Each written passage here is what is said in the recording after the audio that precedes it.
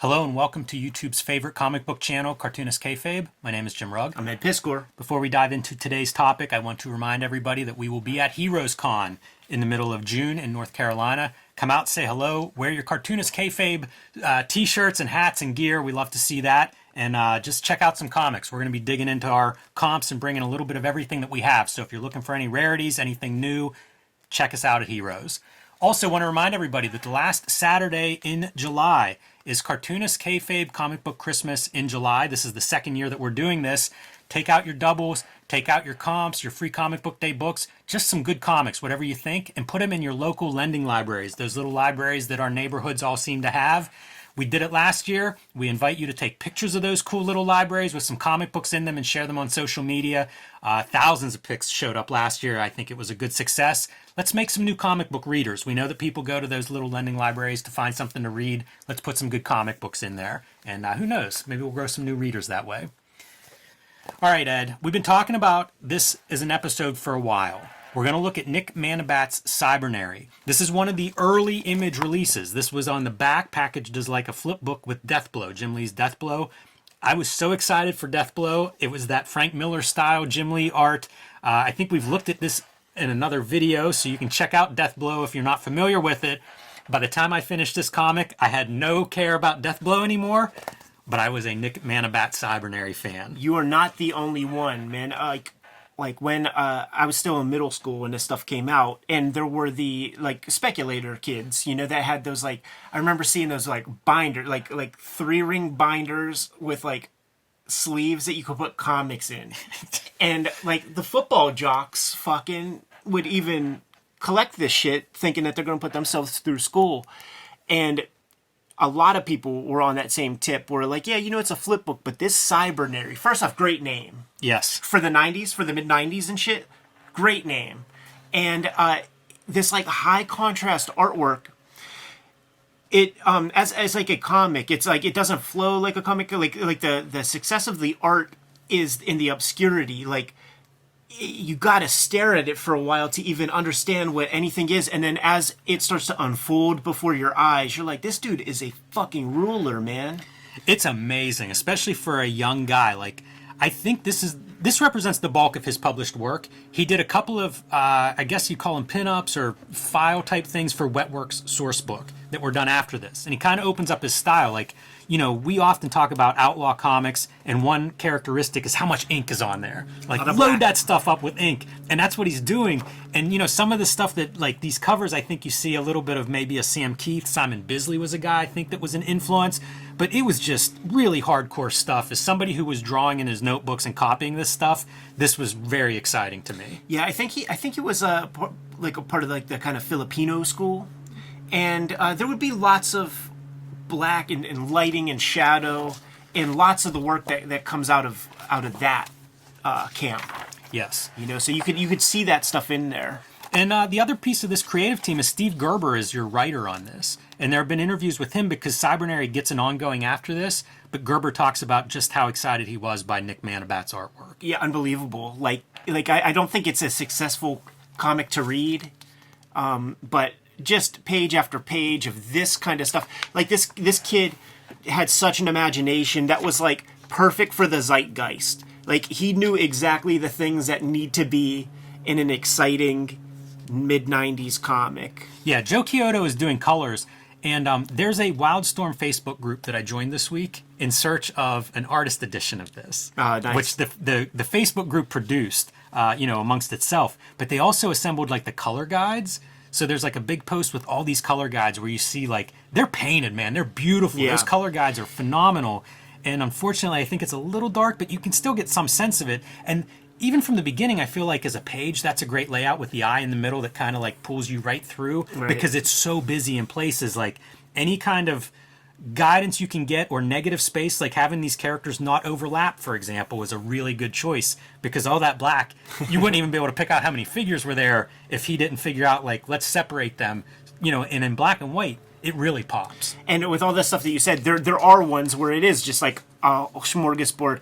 This is these pinks and stuff, purples. That's like that example of like, tell me this is a Joe Chiodo colored comic without telling me it's a Joe Chiodo colored comic. Yeah, exactly. Like that's his palette. But it works really good when you throw orange on top of those. It's great. On top of that purple. It's great because it's adventurous. Like, this would be, to the 90s dudes, oh, that's some pussy stuff, man. Why you use the pink, blah, blah, blah, blah, blah. But, like, he used it. Yeah, and you know why? Because, like, the green pops then, the orange and red pops, and all the spiky detail. Like a cyborg dog monster with those...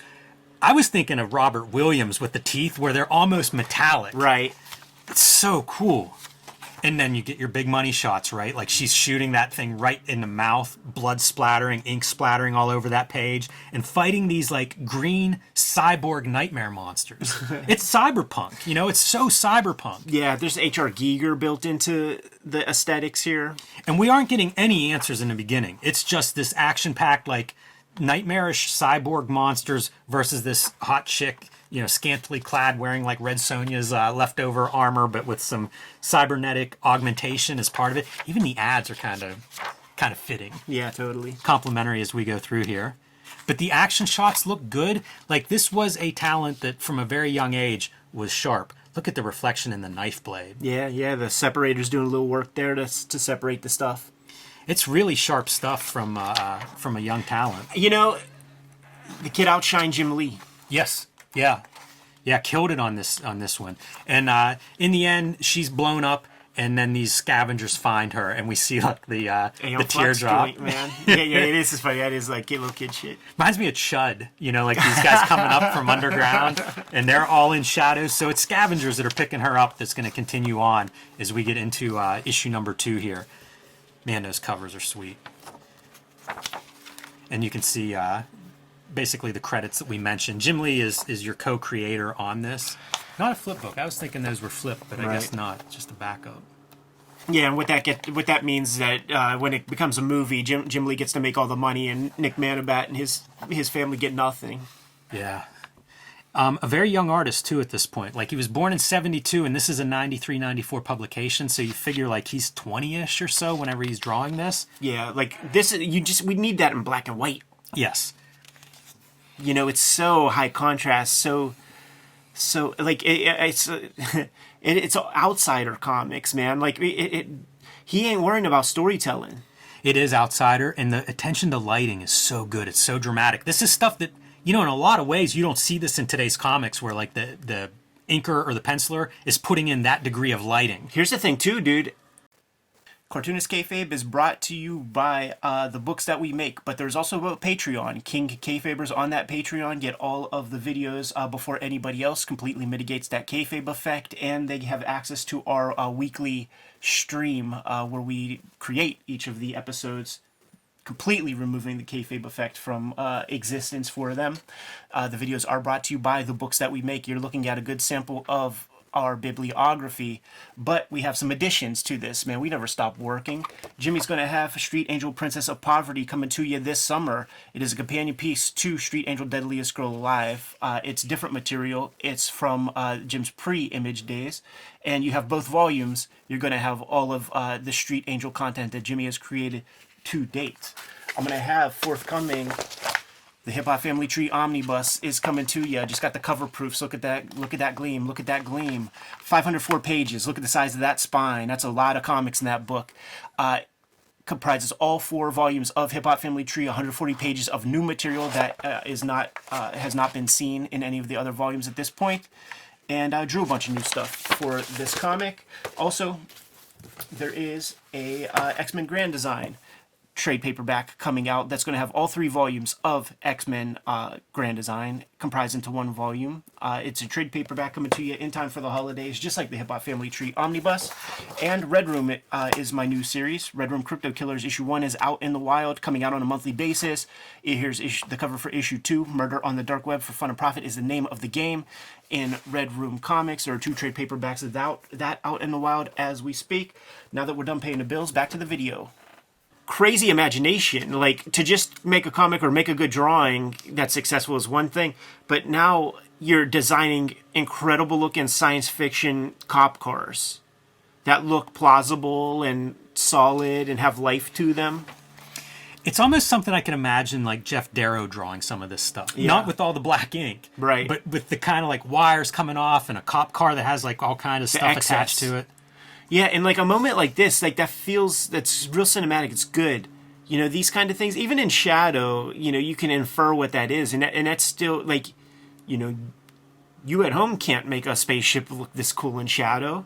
Reminds me of J. Lee Namor. Totally. Of this time period where it's like the blacks are almost their own color. Yeah. There's lots of shades of that, you know, especially even in this kind of thing, like those kind of points that, I mean, that comes from Chapel. These guys, so like those cyborg, I think they were called hunter killers, that she kills a couple of them in the first chapter, but to show how tough they are, like you see this one's been blown up and it's almost a zombie walking, but still moving, and guess what? Still taking out dudes that are like armored, I guess policemen is who those guys are. But, you know, just kind of speaks to the grotesquerie of what these augmented characters are. And then going back to Geiger, like getting into that like techno-organic material.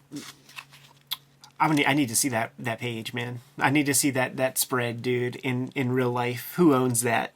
It's phenomenal. I can slip you that PDF that has all this stuff because it's essentially black and white work, but it's almost satanic, these characters. Like it really adds that idea of like devils and monsters and stuff grafted right onto like the high-tech future world. Even though I think Jim Lee or somebody I read that this is set in the present. It's like set up on some island nation somewhere.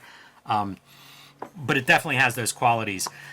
So the people who found Cybernary, this is her. They're trying to like figure out what they've got with her. You know, these scavengers, these underground mole people. And so they have her in this kind of, you know, we've seen this in a million comics, right? The life tube with all the wiring hooked up. A Barry Windsor Smith Weapon X kind of homage there. Tim Sale's going to start to become the Deathblow artist. And he's on top of Jim Lee layouts. Yes. But then when the Jim Lee layouts go away and Tim Sale's doing his own thing, those are great issues. Starts to sing. Yeah, those are great issues of Deathblow. Like you can't read them. You know, still probably Brandon Choi writing that garbage, but the artwork is fantastic.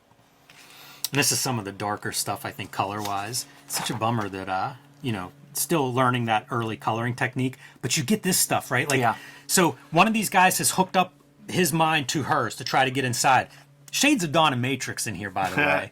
Because she is they call her like a nymph bot, I think is what they call her.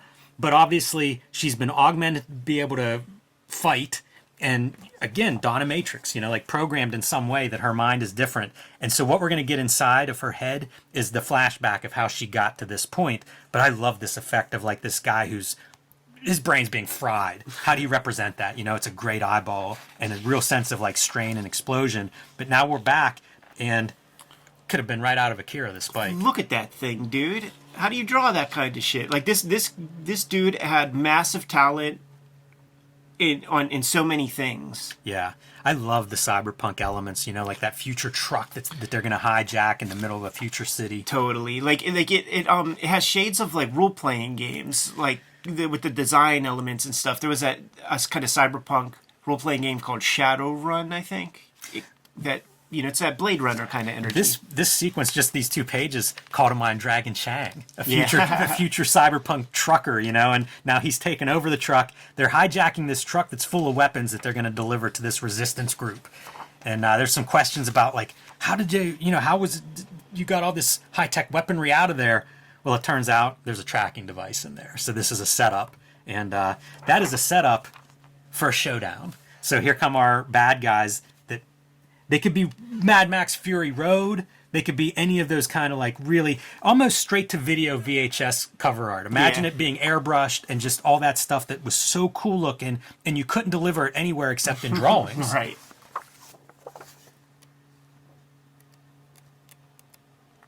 There's that Tim Sale. Yeah, and that's post, like, issue 3 is the one that Jim Lee does the layouts, and it's really weird to see Tim Sale on those layouts. Doesn't work. This one, he's on his own, and you can see it starting to break loose.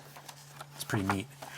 Different paper too, a little bit less glossy, and I don't know if that helps, but it feels like it's not as dark. Like the coloring doesn't feel as overprinted in this particular issue.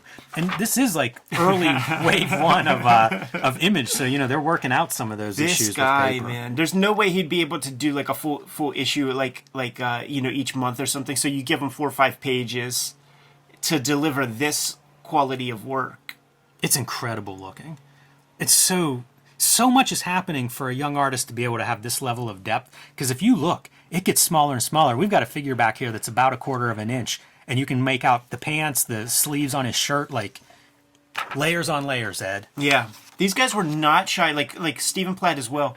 Rob Liefeld said, like he would use that like .01 rapidograph to like get some of his technique onto the page, and then it was Larry Martyr like saw that stuff and was like, this guy will never be able to sustain this. All of these kind of just all the techno stuff that he was able to draw. Here's the thing, like Nick Manabat, he understands the forms of everything, so he's able to get like accurate lighting. Like Stephen Platt was just double lighting everything, and it was it was a mess, really. But like this dude, he understands the roundness of things. Like everything that he draws, he can imagine it in 3D space, and he puts down the lines that actually are pretty accurate. And compared to the stuff that he did earlier, like it's clearer. Yeah, he's cleaning things up a little bit. So thinking of this as coming from Jim Lee, how much is this like Cameron Hodge? Yeah, you can see like the multiple limbs and like the big, built into the wall kind of mechanical person. And the deal that they end up making, the revelation that we get here, is she trades her life for that guy, the guy that hijacked the truck, and this thing turns her into Cybernary. So the revelation, whenever he comes out of trying to read her mind and figure out what program is in there, is that it's a human in there.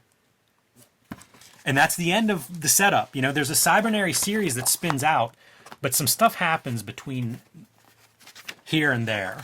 And one of the pieces of that puzzle is this open letter. This is from Wildstorm issue number 2. An open letter to fans of Nick Manabat. So he basically goes away after this first 4 issues in Deathblow, and the question is, where's he at? He has serious health problems. He has leukemia. And this letter is kind of like explaining that and talking about him going through chemotherapy treatments and things like that, and getting a bone marrow transplant. The long story short is, he dies. This is Wizard Magazine from 1996, and he's in memoriam. 23 at the time of his death. Heartbreaking. It really, it changes perspective so much. I'm a kid. I'm 18 whenever I read this. Probably may not even register to me. I didn't remember this until we went back through this issue. I look back on it now and I think of like 23 as like, it's a child. Totally. It's just so young. Yeah, the dude didn't have any shake, man. It's awful, but the artwork lives on. He got a chance by all accounts. This is what he wanted to do. He got to at least experience the dream for a little bit. And it was during that speculator boom. So like there could be millions of Nick Manabat comics out there. There's more Nick Manabat comics out there than you and I probably have. I don't know if that's true. I hope it is. But I will say that I found like a Nick Manabat Appreciation Society on Facebook. It's a Wildstorm group, but they did a Nick Manabat Artist Edition just amongst the fans on there. They've assembled like the color guides like I mentioned. So there's definitely a Nick Manabat fan club out there. Maybe an informal fan club, but definitely a bunch of us that appreciate him. And this is one of those Image ash cans. Yeah. I think a Kayfabe may have sent this. This is kind of cool, even seeing Jim Lee's work in the black and white. I think this stuff, they did a good job with these because look at how sharp and crisp the line work is. So I figured this would be a chance to at least look at some of Manabat's artwork without any color, where you can really see that line work. Again, like going back to these character designs with the spikes and like your robot eyes and things on top of it. It's marvelous. Totally. Like if this was like an 80s black and white, like we'd be celebrating it so much. It's Shades of Rain and Ness. Yes, that's a guy I thought of too, looking at this. Just a lot of, we talk about jobbers. I don't feel any jobbing going on these pages. Absolutely this is a guy who not. got a shot and was putting everything on these pages. That young enthusiasm and energy. Man, that's a talented artist that got a chance to at least shine a little bit. Totally. I didn't even notice the methods and materials at play in the color piece, man. But he's going ham with like using Friskets and spatter. Yeah, I wonder if there are accounts of guys that were in the Wildstorm studios, because I think most of these guys were working out of a studio. If there's stories of him just embracing this, trying different materials that he would get access to. I pointed out that knife reflection earlier, and you can really see it in black and white. Just how much it contrasts with, our monster villain behind it with all the cross hatching, and then the white of the blade really popping in the foreground. Right. But also one of those things where like the colorist saw that and was like, you know what, man, I gotta help this along a bit. It does feel like this guy, he's so rounded. This is the first issue. So like all the stuff that works, it's not that he figured this out after doing 3 issues. It's like this was his first go at a comic. Yeah. These people exist, right? Like I meet these people. They come up to us at the convention sometimes and show stuff off. Often, what is lacking in their system is the discipline to do page after page of that kind of thing. So they'll never like make a comic. But this guy was making comics. He was clearly in the game, and there was lingering health stuff that like he might not have even known about at this time, and stuff that was probably slowing him down a touch. But like I said, when this came out and everybody was in that speculator mode, it was the Cybernary stuff in these comics that really caught everybody's eye, that made us all kind of like look over it and puzzle over it, and some confusion. But knowing that like once you could like soften the focus of your eyes and figure things out, like, this is badass. It was so exciting, and it's that thing of like, you get this and you look at it and you may not know heads or tails or which ends up, but I wanted to see more. Totally. I had questions. I was going to be back for the next piece because like, it was something that I hadn't seen before. Totally. And to that point, I still haven't seen something like this. It's true. And these comics, here's the thing that the Image guys did to us at this time. Reading comics be damned when it has an Image logo. Like, this stuff is indecipherable, incomprehensible, and boring to read. But it's called Image. So draw me some cool shit. And, like, these are, it's so hard to explain, but like, they take the guise of a comic. They're 32 pages. They got 2 staples. There are panels. There are word balloons. But almost none of these early 1992, 93 Image comics are comics. Like, it doesn't work as a comic at all. It's just like collections of drawings that are kind of like cool and far different than anything that was done in the mainstream. But they're not really, they don't function well as comics at all. Well, I'm glad we got a chance to show this stuff off, because I think this is a jewel in that first year or two of Image Comics. Absolutely. And rest in peace, Nick Manabat. For sure, man. Long time coming on the Cartoonist Kayfabe channel. Yeah, this is one of those that we've talked about a lot over the years. And by the way, like, as I was reading Cybernary, I was sharing this with some homies, like, just like snapping pics. Oh, dude, we're going to be looking at Nick Manabat Cybernary. People that I would have expected to know about Nick Manabat were like, I got to research that a little further. So, like, once again, another example, we take for granted, like, what we know and have access to. So I'm super proud to share Nick Manabat's work. It's a good point, because this is probably stuff that DC's not going to do, like a one-shot collection of this stuff. Like, this is probably, it just kind of fades over time. So yeah, hopefully we do turn a few new people onto it, because these are books you can find in a dollar bin, and man, add them to your collection if you love looking at comics art. Absolutely. Kayfabers, like, follow, subscribe to the YouTube channel, hit the bell so that we can notify you when new vids are available. Subscribe to the Cartoonist Kayfabe Patreon. It's going to get you all the videos before anybody else gets to see them, and you have access to the stream that we are recording right now with the King Kayfabers. A lot of cool back and forth going on between videos. Cartoonist Kayfabe Comic Book Christmas in July happens the last Saturday in July. It's an initiative that we put together where we're putting a bunch of comics that we have into the free little lending libraries in our city and around our neighborhoods, man. The idea is to grow comics readership and expose people to comics who might not see them otherwise. Kind of hard to come across comics these days, man. So we're going to make it a little bit easier. Did I say that we're going to be at Heroes Con this coming weekend, Jimmy? If I didn't say it, I'm saying it now. Jimmy and I are going to be there the whole weekend. Look forward to it. And we're bringing a big haul of all of our stuff. So if you're missing something in the collection, we probably will have it there. But the vids are brought to you by the books that we make. Hip Hop Family Tree Omnibus is coming to you sooner than later. It's going to be available in time for the holiday. Big thanks to everybody who put in pre-orders. Got amazing feedback from the publisher about everybody who put in their pre-orders at this point. 504-page omnibus hardcover. Let's see, we've just got a sample of the cover stock here. 500 plus pages, collects all the volumes of Hip Hop Family Tree, but there will be 140 pages of additional content in there that is not in those first 4 volumes. So please support the book in time for the holidays. The other holiday release that I'm going to have is the X-Men Grand Design Trilogy trade paperback. It's going to have that cover. It's going to be the size of a typical trade paperback, but it brings the X-Men Grand Design back into print. There were a couple volumes that might be a little hard to get. I only saw one volume at the Barnes & Noble I was at recently, and it was a later volume. So scoop that up. But the new work that is coming out is Red Room Crypto Killers. There are 2 trade paperbacks in existence of Red Room right now, The Antisocial Network and Trigger Warnings. This is cover to the newsstand edition of issue 1, cover to issue number 2. And issue 3 is going to be a hot key, so make sure you scoop that one up, because the focus of my next project is going to first appear in that particular issue. Murder on the Dark Web for Fun and Profit. Scoop up these books and support Cartoonist Kayfabe. Jimmy, what do you have? My next book is Street Angel, Princess of Poverty. This will be coming out from Image Comics later this year. It collects all of my homeless ninja on a skateboarder stories that are not featured in Street Angel Deadliest Girl Alive. Also from Image and back in print after it was absent for a while. So if you missed Deadliest Girl Alive, you can scoop that one up now. These 2 books have no overlap. So you buy them, you'll have the entire Street Angel epic in 2 handsome volumes that'll look nice on your shelf next to each other. You can also pick up Hulk Grand Design. My Grand Design contribution is now out in the oversized edition with a fluorescent green cover. You can't miss it.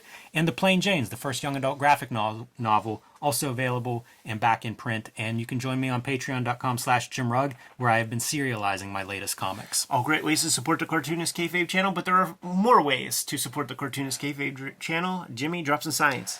Subscribe to the Cartoonist Kayfabe newsletter at the links below this video. You can also find Cartoonist Kayfabe t-shirts, hats, mugs, merchandise, stickers, and more at our spread shop. That link is also under this video. All great ways to support the channel. Give them those marching orders and we'll be on our way. Make more comics.